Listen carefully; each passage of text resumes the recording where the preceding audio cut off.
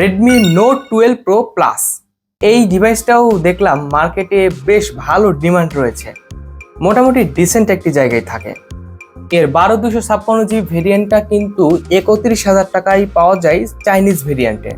তো এই বাজেটে আপনি কিন্তু এই ফোনটিও চয়েস করতে পারেন যদি কিনা আপনার রেডমি অর্থাৎ শাওমির ইউআই ভালো লেগে থাকে। এই ফোনে ওলেড প্যানেল আছে, 120 হার্জ রিফ্রেশ রেট রয়েছে, 1900 নিটস পিক ব্রাইটনেস রয়েছে, আর সেই সাথে HDR10+ এর সাপোর্ট রয়েছে। 200 মেগাপিক্সেলের ক্যামেরা, 8 মেগাপিক্সেলের আল্ট্রা ওয়াইড, 2 মেগাপিক্সেলের একটি ম্যাক্রো শুটার, আর সেলফি ক্যামেরা রয়েছে 16 মেগাপিক্সেলের।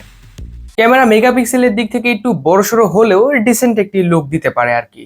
আর এর প্রসেসর ডায়মন্ডসিটি 1080 রয়েছে, খুব আহামরি একটি প্রসেসর না, খুব আহামরি চিপ না, বাট একটা সময় অনেকটা জনপ্রিয় ছিল এই চিপটি। আর গেমিং এ অনেকটা বেশি না হলেও সবকিছু মোটামুটি একটি ব্যালেন্স টাইপের পারফরমেন্স পাবেন। আর এর সাথে সাথে আপনি ব্যাটারি পাচ্ছেন 5000 মিলি অ্যাম্পিয়ারের ব্যাটারি এবং এর চার্জার পাচ্ছেন 120 ওয়াটের চার্জার।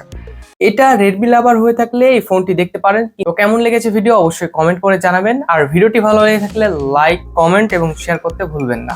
ভিডিওটি শেষ পর্যন্ত দেখার জন্য অসংখ্য ধন্যবাদ।